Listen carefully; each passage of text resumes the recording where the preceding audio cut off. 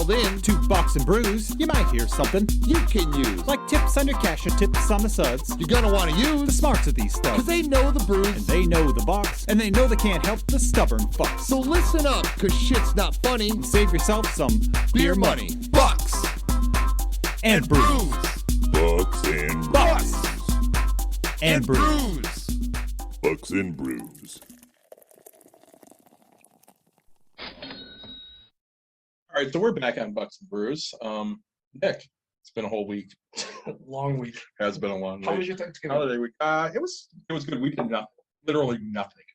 We ate dinner. We watched the Bears, which I was rooting against them for a change. They won, of course, because I was rooting against them, and then literally just did nothing. And it was everything I thought it could be. That's great. Yes. Like, You?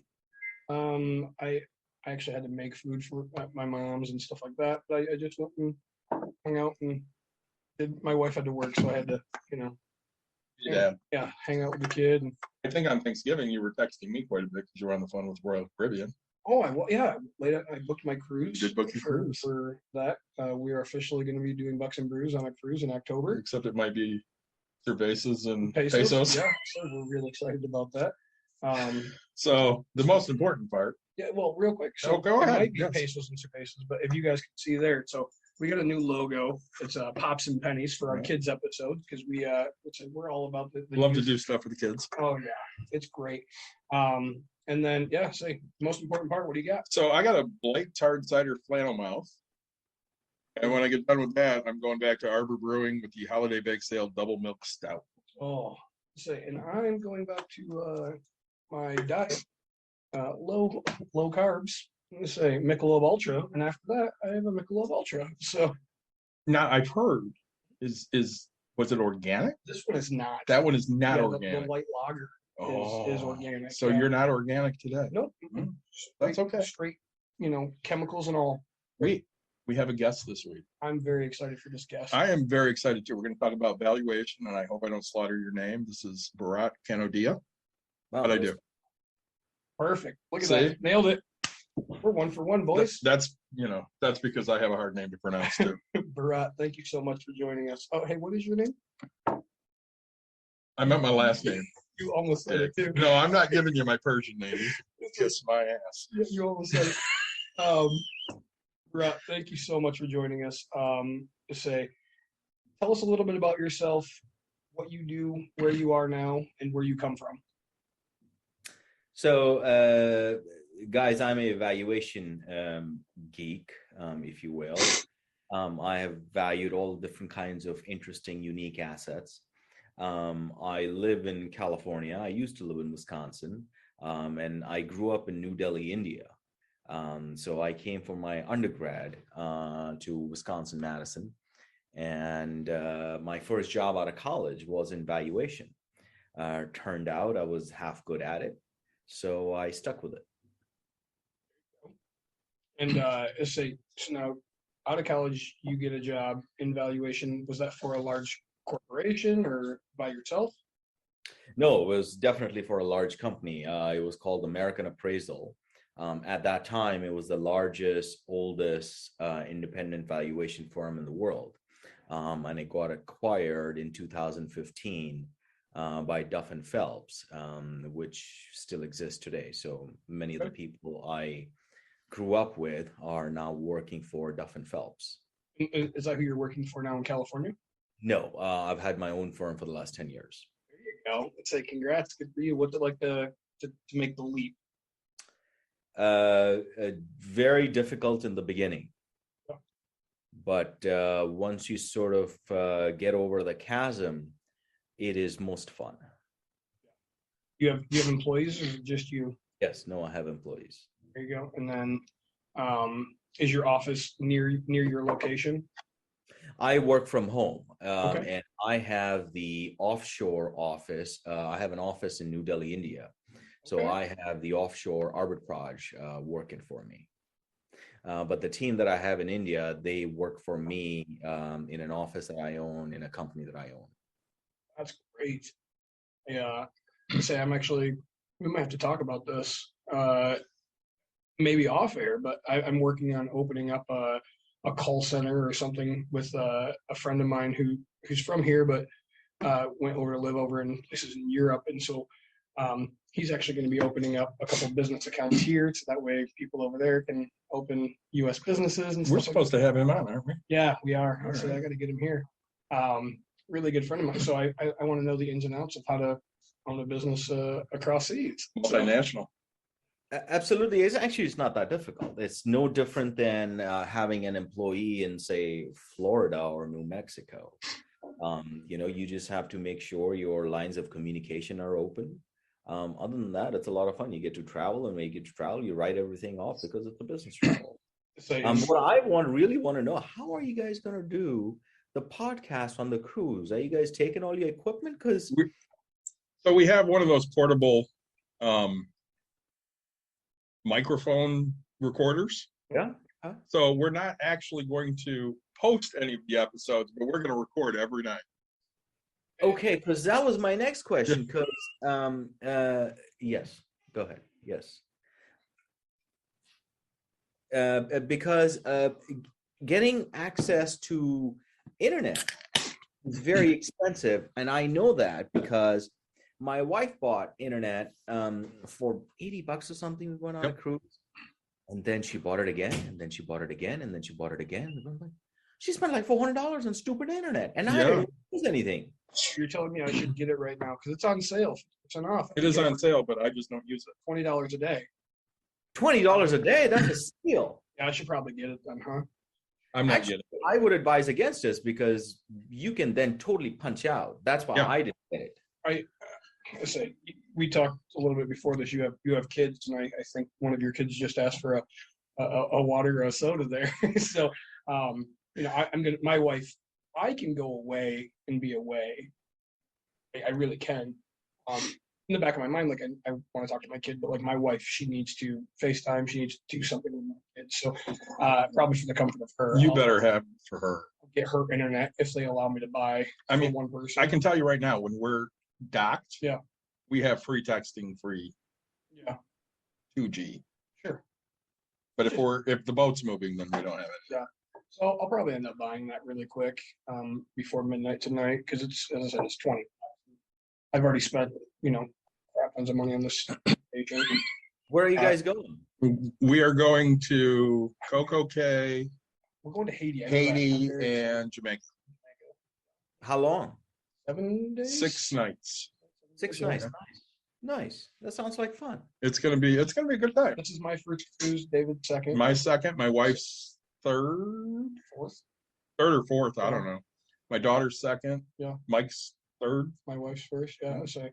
And we've been talking about cruising. It's funny because when my wife and I talk about doing a new thing, so like when we first went to our first all-inclusive, we were like, we should do this. And we were like, we don't have passports. And then by the time it comes, we never got our passports. And finally, like, we got our passports, and then like a year later, booked our all-inclusive, right?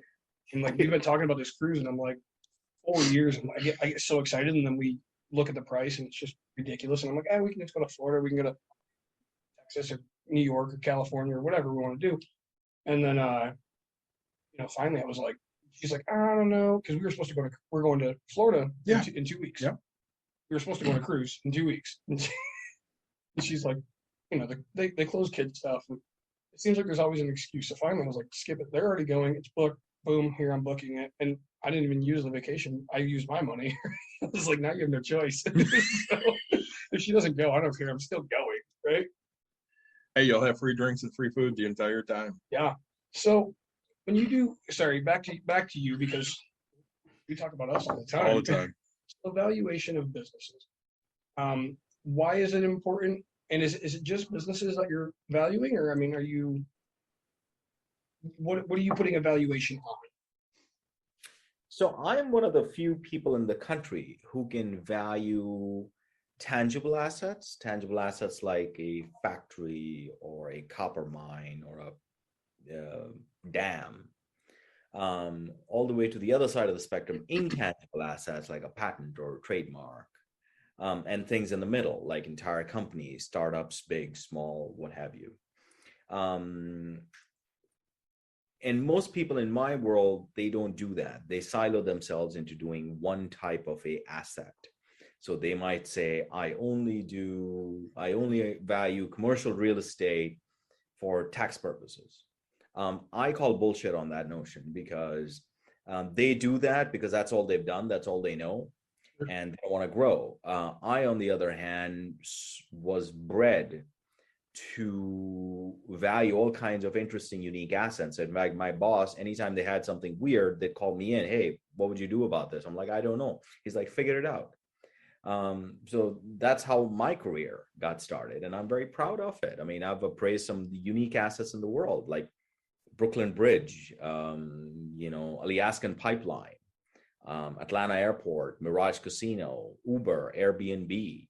So I throw out these names not to impress you, but to impress upon you. Sure. And you can put a number on anything. You valued a bridge. I mean, like the rest of those are awesome, right? But like you valued a bridge. Why?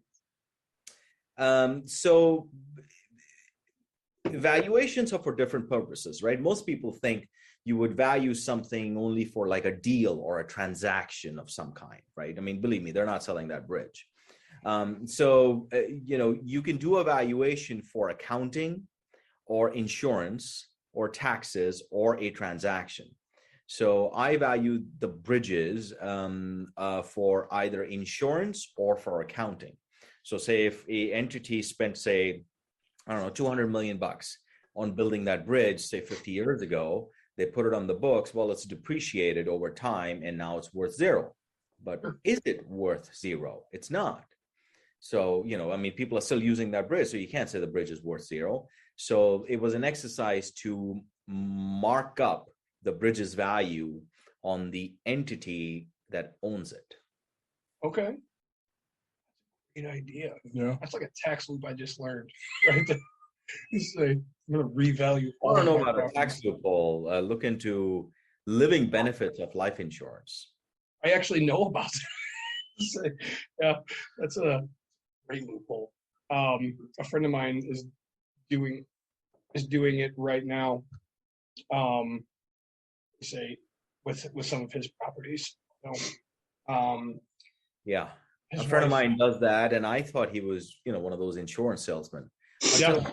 Until I sat him down and I grilled him. And I'm like, holy shit, you're not full of shit.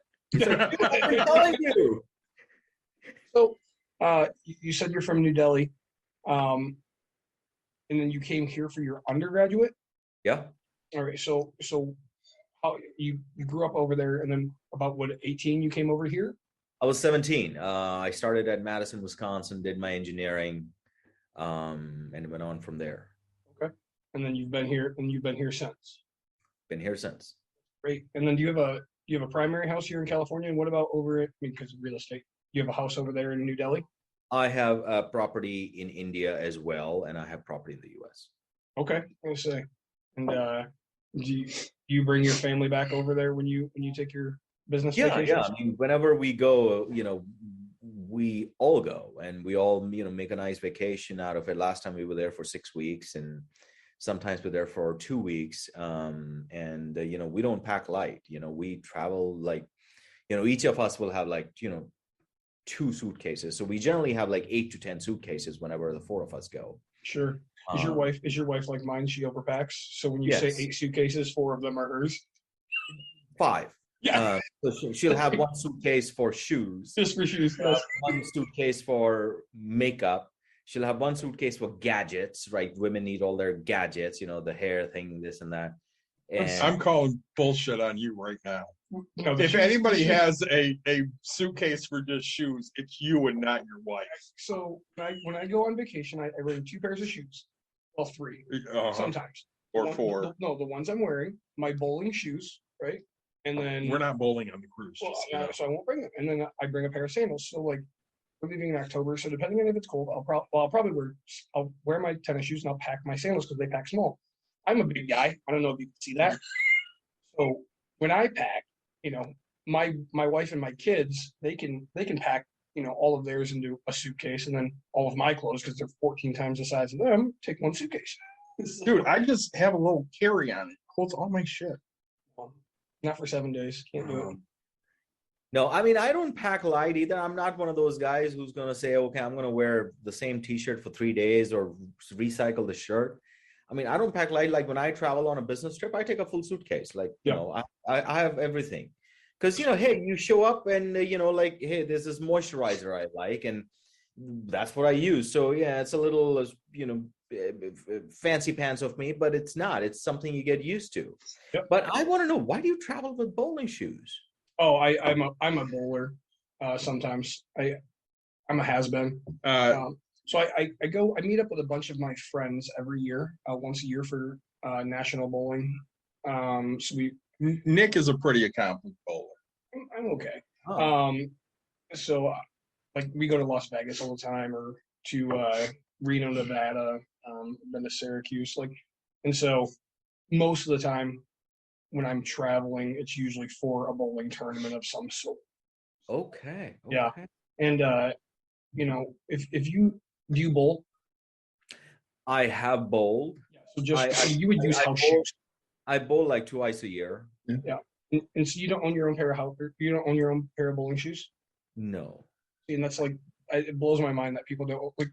I bowl once every 5 years. I have my own bowling shoes Right, and my own ball, but it's Caitlin's ball. Everybody should have their own shoes. Once you use your own pair of shoes, you'll never go back to using house shoes. And you can get such a good, because it costs, I mean, you're in California. Renting shoes probably cost $10 now. Easy. I mean, great. And so like here, you can get bowling shoes online for $20. But if you're going to bowl more than twice in your life and your feet have stopped growing, just buy bowling shoes, right? Because they're what, $2 at a time? Well, here they're like $2. I mean, $2.50.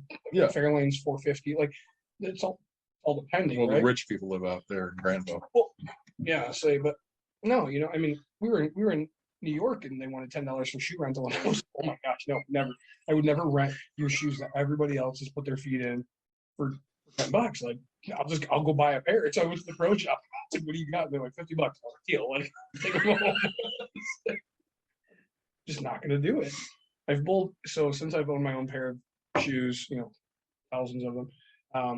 I've worn house shoes once in my life. It was the worst moment of my life. I'd rather bowl in my socks. So you carry your bowling shoes, but not your bowling ball.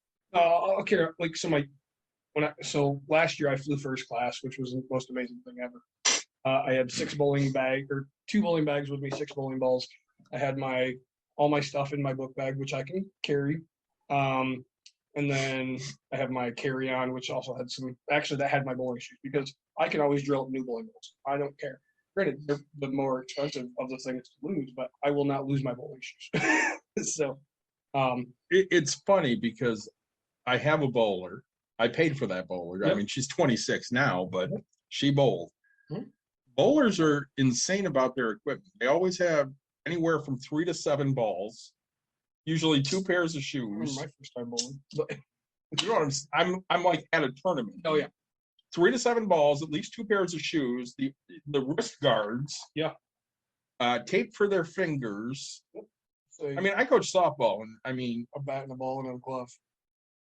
but I mean, still, our bats are quite expensive. But I spent more on bowling equipment than I ever did on softball equipment. So, but so yeah. Now, how do you find your customer, right? So when somebody needs something evaluated, how would you find it? So customers come to me 3 ways. One, the best way is getting a referral through a current client.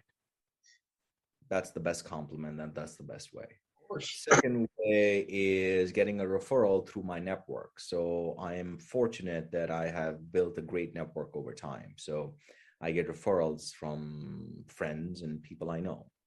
And the third way, something I have worked on quite a bit for the last 2 years, is SEO, or people just find me on Google. So that's part of the reason why I'm doing the podcast, because again, it's just putting your word out there or content out there. I had spent crazy stupid money on SEO and digital marketing and all that. And all those people who work in those businesses, they're a bunch of crooks. They really are. And after spending $200,000 of my money over 3 years, and I did everything. I did SEO, I did sponsorship, I did conferences, I did this. I mean, you name it, I threw money at it. The result was marginal. Mhm. And every time they would come back to me and say, "Oh, we need content. We need content." I'm like, "You motherfucker, why didn't you tell me that 6 months ago before you ate $20,000 of my money?" Yeah.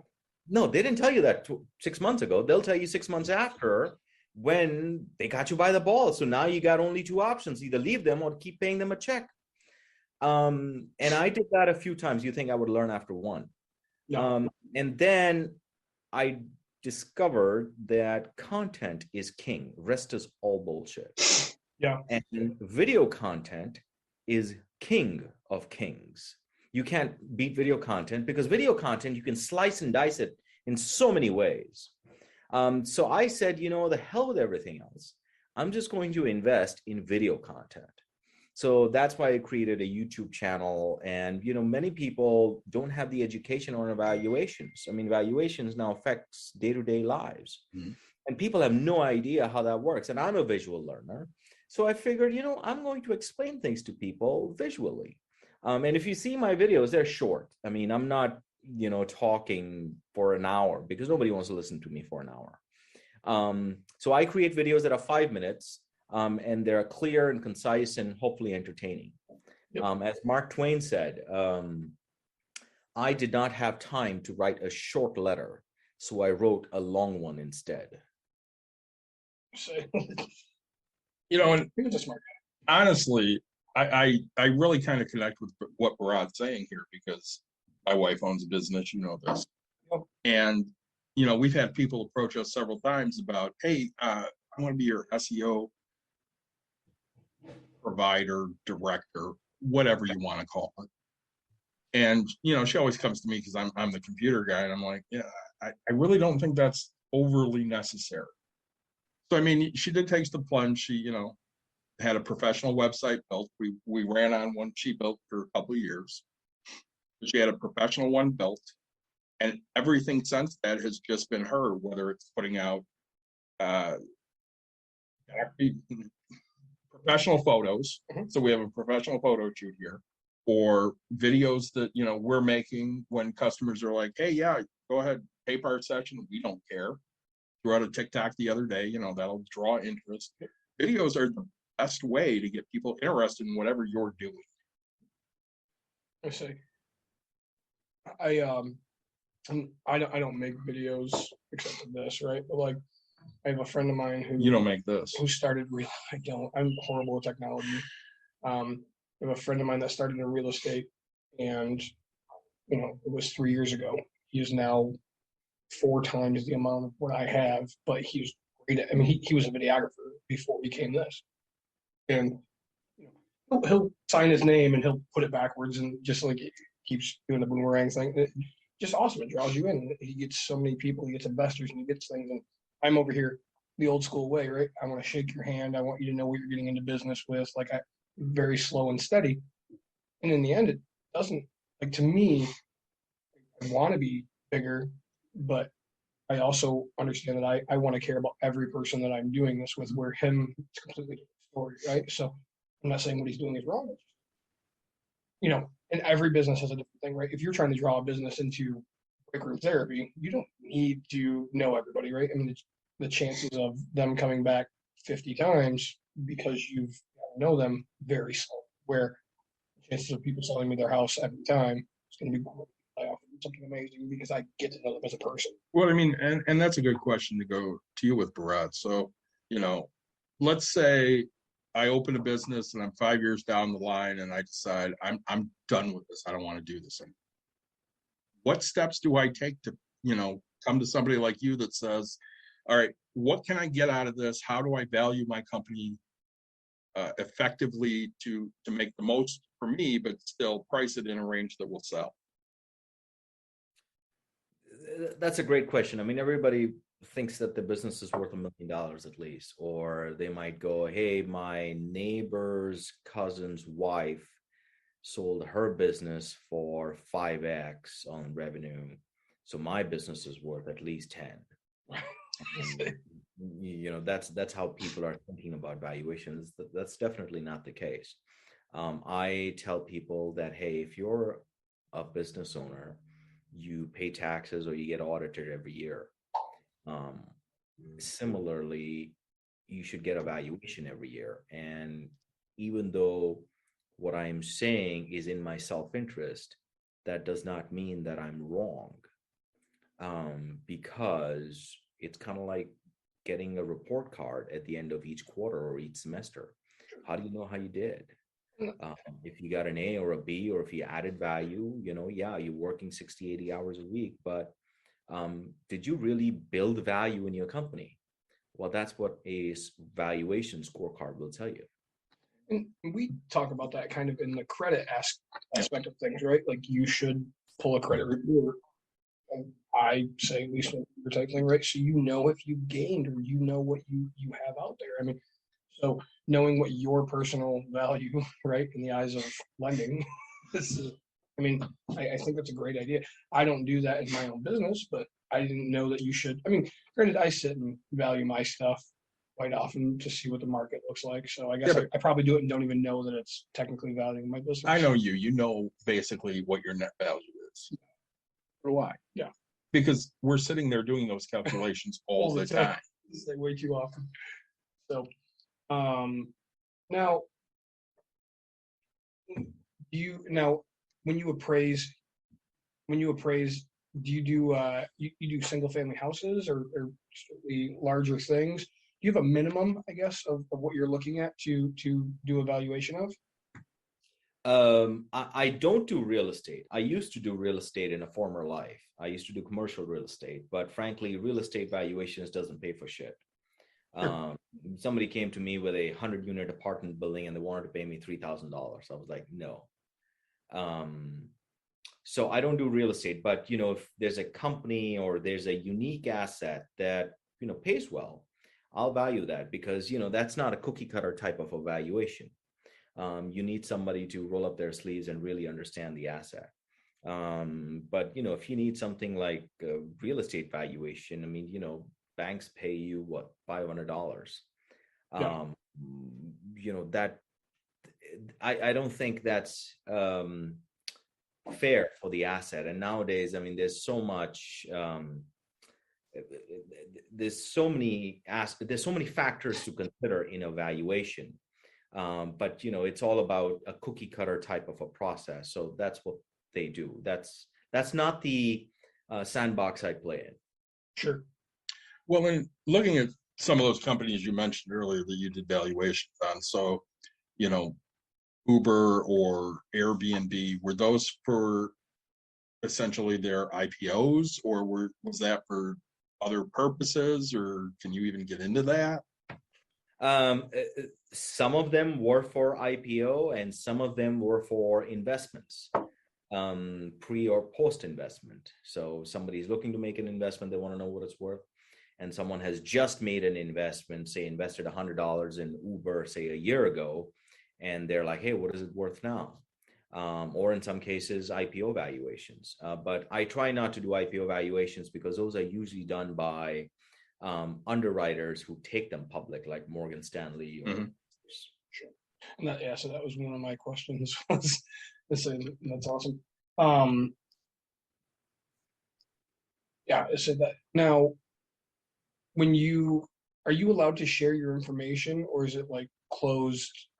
Proprietary, right? Yeah. So I mean, if I can talk about the work I do. I just can't talk specific numbers about any asset, but I can talk about the process of what I went through. There's nothing proprietary there.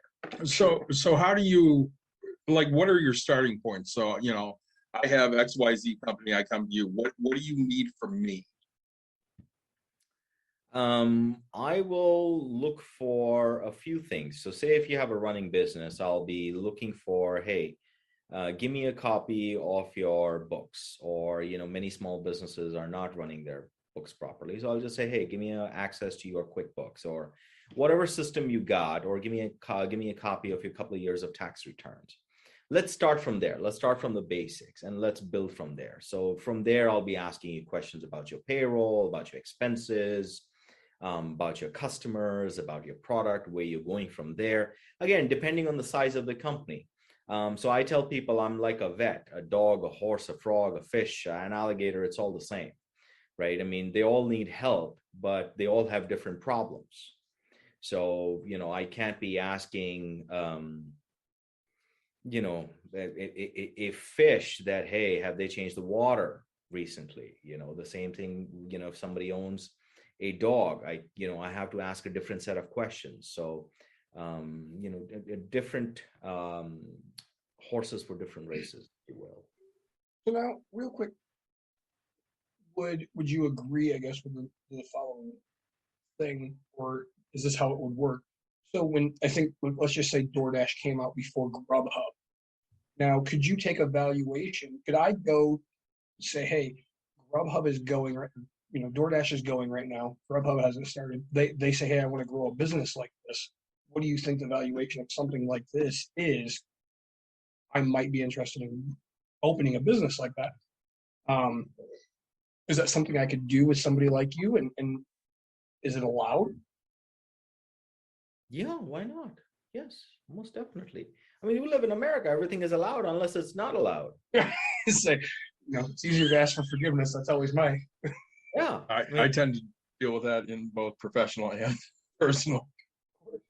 So it always works better that way. sure. It's like, if you're gonna mimic somebody, So you're gonna have Nick Dash or Uber Nick? oh my God, what was it? Dior de, say Dior de Shea. Yeah. When you look at, I don't remember who it was. I want to say it was Bill Gates, right? He said, if you want what others have, do exactly what others did, right? And you will beat that process. So, in real estate, I have a mentor. I got very fortunate in that. And so I look at it and go, hey, if I want his lifestyle, I have to do what he did. Granted, he keeps me really low and slows me down and tells me I'm stupid all the time. It's great. I love Walt. So, right? Like, because, I only seen, let's say 650 units, right? And I'm over here at like 2 at the time. And I'm like, if I want what he has, like I have to do what he did. And I'm like, and then he's telling me, no, don't go to the ghetto and buy the cheap properties. Don't do it. You're going to hate yourself. Don't do it. And I'm like, how did you get rich? And he's like, well, I bought the ghetto property. I'm like, don't tell me not to do it. And he goes, no, you're going to be so much more successful when you do it this way. And I'm like, all right. So, think about it. If you own 300 great properties versus my 650 shit properties, like you're going to have the same outcome. I'm like, all right, it just takes a long time to learn that lesson. And I didn't make the mistake of going into there's been a million times I've been off a million transactions. And even though the numbers look great on paper, everything about it, I just haven't. Well, and this is the thing I found in every work aspect I've had, whether it's been finances or coaching or even, business life. If you can find great mentors, you can really succeed in what you're doing. Bharat, did you have any great mentors that, really helped guide you through this? Honestly, no. I am too bullheaded to accept a mentor. But now I'm 42, and now I feel I should get one. Because what happens is that you get to a point in your life and you're like, wait a second, I need some help here. What should I do in this situation? And you know what your brain is telling you, but you're like, well, maybe I should try something different. So now I feel like one. You're close to my age, so you're going to get to that point where you're going to end up being the mentor to everybody else. When you want to hire us, let us know. I work from home. So do I. No, it's, I look at it and say, you don't have to be my mentor in the exact field that I'm in, right? You were talking about, hey, everybody came back to you and said, do videos, content. So, right? You could look for a mentor in how to make better content, right? It doesn't have to be specifically, right? I'm slow in real estate because I follow what he does. And, when I go to Walt and I say, hey, Airbnb, he's like, I don't know a damn. He's like, I can't help you. And I go, hey, I'm gonna go to storage units. He's like, never done it. Like, good luck, right? He goes, I'll help you figure out. Like, you know how to do a purchase agreement. You know how to do this. Like, you know how to run numbers. Like, I can't help you. You know, hey, I just found a place that has 24 units with 5 commercial below it. Awesome, 24 units I can do. 5 commercial. I'm not kid, right? and you know, so you don't have to, in my opinion, you don't have to have a mentor, just one mentor. It doesn't have to specifically be in your field, right?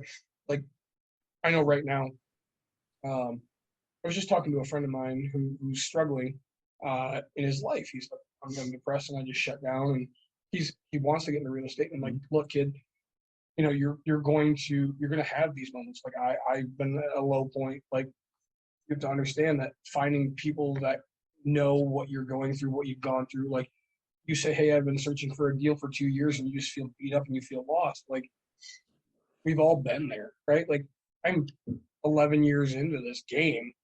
You know, and 10 years in, I was like, I haven't done anything. Like, I feel like a failure. And looking back, like, I don't know, I have a great kid that I'm raising. Like, you have to look at other aspects of things to not focus on one specific.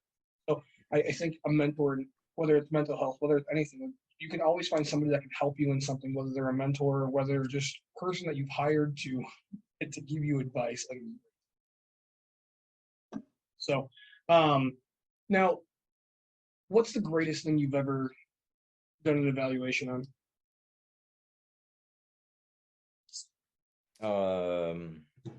I'm thinking. I have appraised all the forests owned by the U.S. Forest Service.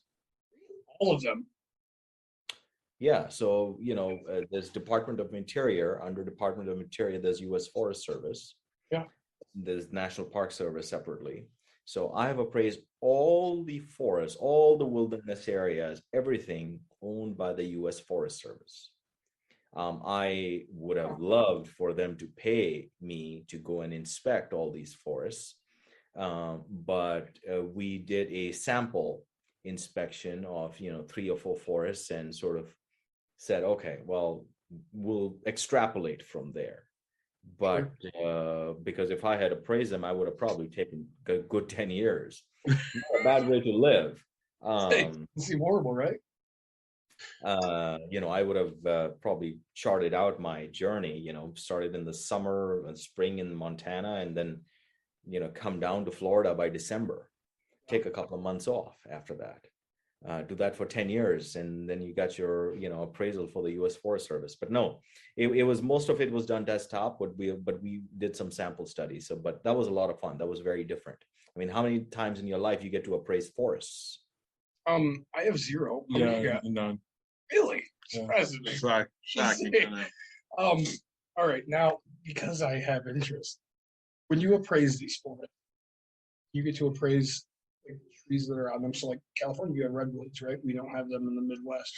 I mean, do you value the trees themselves, or just the land, like everything that's on it? Like, now you have my interest. The land, the trees, the bathrooms, the roads, everything. Great. All right. Campsites. What's that? I'm sorry. The campsites. Oh, yeah. Huh. I think we're in the wrong That business. would have been a fun thing to do. Yeah, that would be. Say. All right. What's the strangest thing you've ever got? Strange. Anybody brought you a 1950s or sorry, not 1750s head that's a skull or something? A head.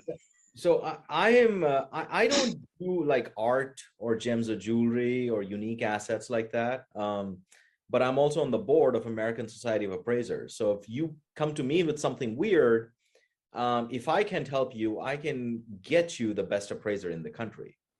But one of the weirdest things I appraised was the I Love New York campaign. I Love New York. It's on T-shirts everywhere.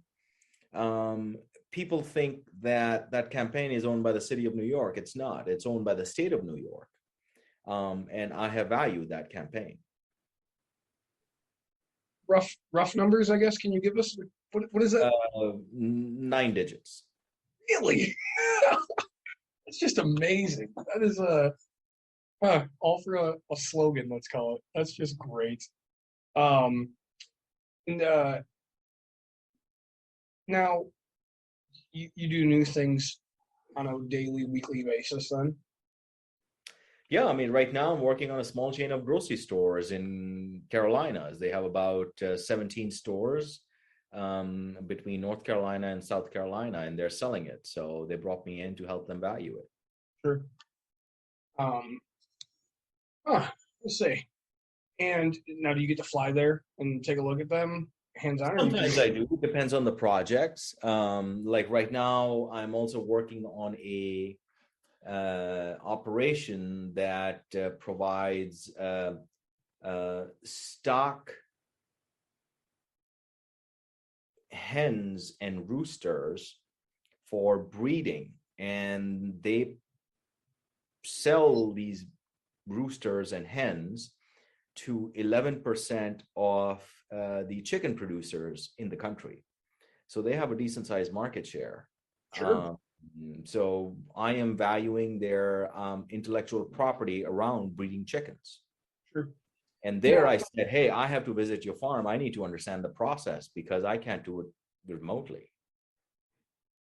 Are you at any point worried about your employees learning what you know and starting their own, or is that a concern of yours? Or my next question, I mean, do you make them sign NDAs or anything like that? We make them sign NDAs, but you can't put somebody in a cell. So people learn. I mean, of course, you hire smart people, and then you expect them to be stupid. It doesn't work like that. So yeah, you're gonna hire smart people, and they're gonna do smart things. And hey, and if people figure out how to do weird and interesting things, that's fantastic. Good for them. This, as I said, there's no trade secret here. My secret is I always follow the fundamentals, or I don't take my eyes off the ball of the basics of valuations. Sure. That's why it doesn't matter what you throw at me. I can look at it from a unique perspective because I never lose sight of what's important. And what do you value David at? A lot. I'm gonna say that's the right answer, because I was going to say about 45 cents. You value yourself lower than me. No, it's this is a really great subject for me. I really enjoy it. What is the best thing about what you do, and what is the worst thing about what I mean, the best thing about me, my work is I get to evaluate all different kinds of businesses, and I'm not just on the surface. I get to dig deep. I get to peel the onion until I can't peel anymore. Sure. That's the level of information I need to do my job right. And the worst thing about my business is motivating employees. I mean, that's a pain in the ass. I mean, seriously, if I could just do a real estate portfolio sometimes, I mean, you don't need to motivate anybody there. At least for the most part, you don't. I can have an educated conversation about that. That's kind of so. I have contractors that constantly leave, and I look at my tenants as kind of employees, right? Like I pay them with housing, they pay me to live in the housing. But one thing I do is at least once a year I give them a thank you gift for being with me, right? So 1 year I gave them a 1 gallon jug with Kool-Aid and like 4 glasses, and said, hey, let's have a great summer, thank you so much for being with me. You can make the homemade popsicles, right, with like the 4 sticks, so kind of the same aspect. Hey, a big jug pitcher type thing so you could add water to it, things like that. Holidays I'll send out cards, or for Christmas or whatever, just a card that says, hey, just let you know, thank you so much for living in my place. I really appreciate all that you've done for me.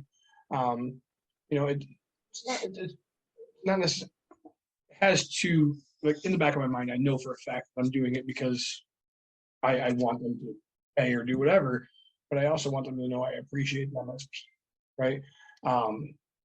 And it's funny because I talk to a lot of owners and they're like, well, why do your tenants do this? And I'm like, because I go above and beyond for the most part, right? Like I let them know I actually give a crap, right? Don't tell anybody I actually care. I tell people I don't care all the time. But say motivating employees, it's one of the hardest because there's people say that nobody's untrainable. And I think that's a very true statement, or uncoachable, untrainable. I just think and that's why we started this podcast. We were talking about that kind of beforehand. People learn different from different, right? You can't teach everybody the same because they just don't understand it, right? My wife, when she does a math question, I think her mindset of thinking is completely different than mine, and I appreciate that. So when we talk, like there's times where I can have a conversation with somebody, you're like, I have no idea. My wife will literally just say like 10 words of my 4-hour sentence. And they're like, oh yeah, I completely get that. Like, how, why, right? So when COVID hit, Yep. did you have to pivot the company at all, or were you already remote at that point? We were all remote, but for the first 3 months, we were dead in the water. Mhm. From mid-March through mid-June, it was like, holy crap, how is this going to work? But then we started to get some wind. Things started to pick up. People were starting getting back to normal, and then slowly more and more. And now it's, I wouldn't say normal, but it's getting there. Sorry, I'm writing questions as we go because I have so many. So let's say you're doing evaluation, right? So you're talking about these supermarkets, right? You're thinking about getting rid of them. Local, it's not a. So you're in California, so you know Walmart. So it's not a Walmart; it's just a local grocery store. They have bonds there. They have what? Bonds. Bonds? I've only been to Carolinas. At least they have them in LA. I don't know if they're in all of California, but they're in LA. So these small ones. Now, let's say you're doing evaluation on this, right? And you find out that it's worth way more than these people have offered. Do you know what the offer is from the other person?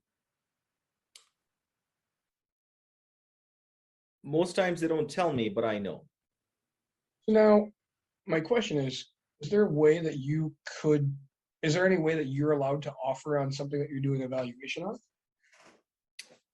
on? Yeah, I don't think there's any conflict of interest there. And why don't you? So you say you're strictly this. You got into the real estate game. Have you not thought about buying something that's just a great valuation that somebody, like if a deal fell through, let's say, and you know that it's worth something? Most Why time have if you the not? deal falls through, it's not because of the asset itself. It's probably because of the nature of the buyer or the seller. Sure. Because so business deals are different than real estate, because when you buy real estate, right, you write the guy a check and the guy walks away and you take the ownership of the asset 100%. In a business deal, as in when you buy or sell a business, M&A, the seller doesn't get to walk away 100%, unless they're selling stocks or something. Sure. The seller still has skin in the game because a business is a living and breathing object. If you don't take care of your real estate portfolio for a month, there might be some damage here and there, but nothing's going to be terribly wrong. But if you don't take care of a business for a month, well, major things can happen. You can lose your entire business. Oh yeah. So like say, and I deal with that quite often. So I'm looking at buying a marina right now, in an area that I really want. So, I have a feeling I know where. yeah, of course you do. And so right, like I'm looking to buy a business, and it is a completely different transaction, right? One, I'm going to have the owner try to stay on for at least another year to teach me everything about it. Also, of course, I'm going to have to get my own sailboat and have days off. My wife can't say anything about it. That's really the only reason I'm buying a marina, so I can have a sailboat. Say, she won't let me buy a slip, but I could buy 140 of them. Say, but Now, so let's go to the marina. So if I were to go buy a marina, what are the things that you would give me as a buyer advice on doing before I go put my exact offer in?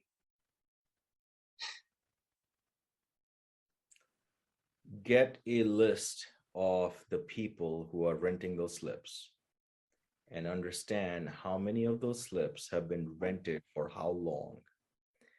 The longevity of the renter is very important. I mean, of course, the cash flow and all that, you're smart enough to figure that out, but Don't say that. I'm pretty dumb. I mean, I'll be looking at the longevity of those 140 slips of renters and what kind of boats they have. Sure. And if they pay on time, and are they good renters, and how long they have been there, because it's truly passive income. The boat just sits there. So you should have, it's almost like having a self-storage facility. So similar to that, right? I mean, people just keep paying and charging their card without really worrying about it. That's the kind of business you want. So it's a great business, I think. Thanks. Actually, I'm hoping too.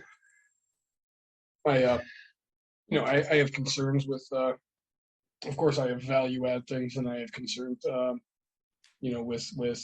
So right now they're very hands-on, right? They'll help you dock a lot of like people that if you do get flips, they'll help you dock those types of things. Currently, they actually have family doing that, and family wants to stay on, but of course they pay the family just an astronomical amount of money to do this. And I'm like, yeah, no. It's like I'll go tie a line for no money. So I'm trying to figure out, what his actual value is. I've talked to a couple of my friends that I know that have done a few marinas and things. And then again, I don't know maintenance of the crane, right? I have to take a boat out of the water. It's not like, so where we sail is in Holland, right? So you're from Wisconsin, so just across the water. We sail up to Muskegon, take the boat out there, right? Because we don't have enough. We draw too much, right? It's too deep. And so I have to get all that type of things figured out because, I understand the money aspect of things. I understand the slips. I don't understand the actual functioning physical labor of it. I don't think that's a big deal. I don't think you should worry about that. I think if you follow the money, you can't go wrong. And you seem like a smart guy. Seriously, I wouldn't worry about it. I would worry about the type of renters you have, because you have 140 of them. Yeah, and 139. I'm getting about. So just make sure that they, how long they've been there, because Sure. People who have boats, they love their boats until they figured out that they don't like them so much. Sure. Um, Boat stands for breaking another 1,000. I've heard that the best day of your life is the day you buy your boat. And the second best day of your life is the day you sell it. Yeah. So,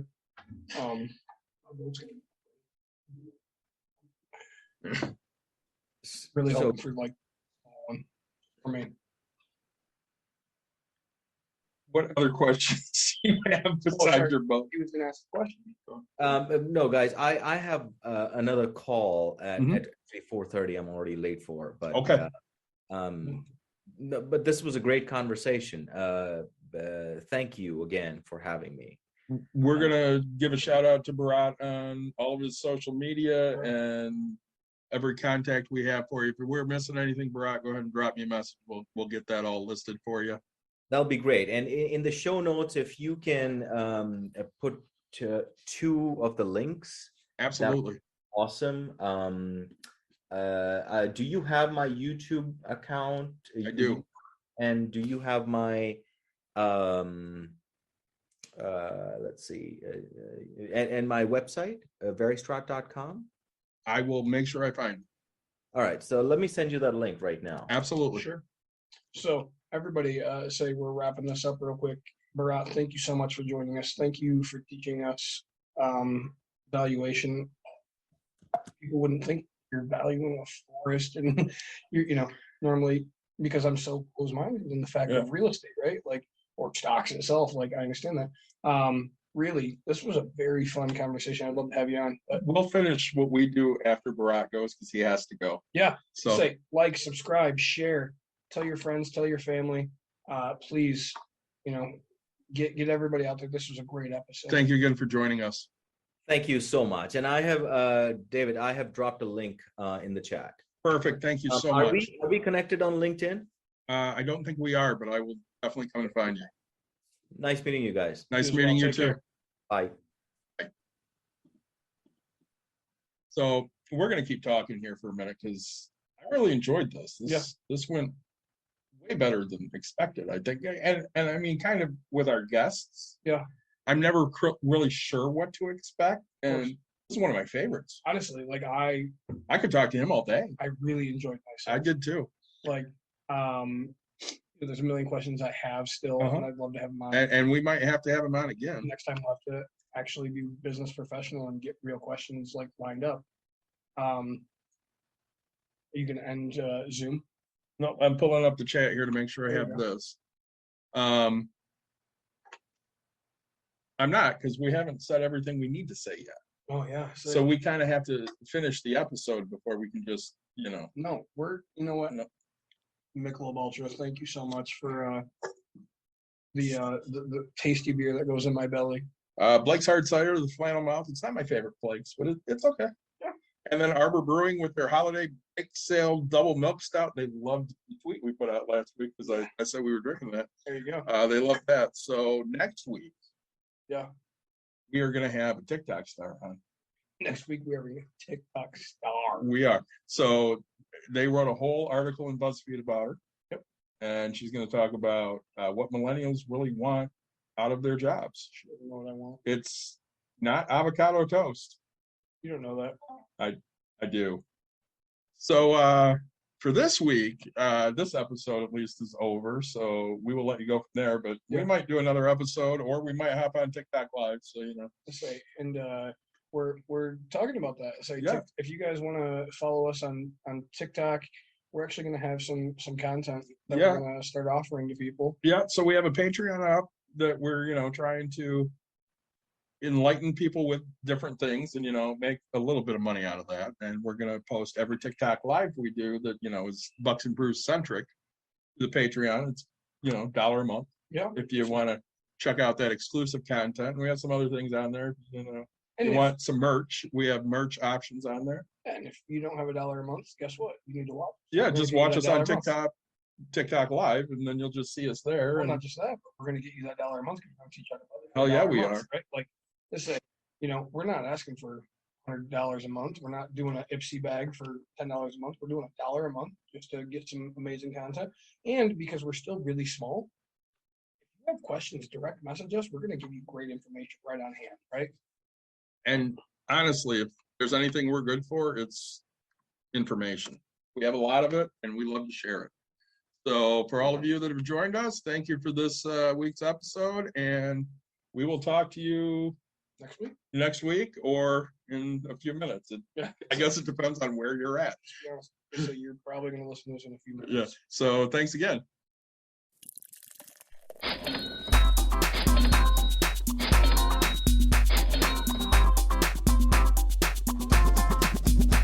You've dialed in to Bucks and Brews. You might hear something you can use, like tips on your cash or tips on the suds. You're gonna want to use the smarts of these stuff, cause they know the brews, and they know the box, and they know they can't help the stubborn fucks. So listen up, cause shit's not funny, and save yourself some beer money. Bucks and Brews. Bucks and Bucks Brews. and Brews. Bucks and Brews.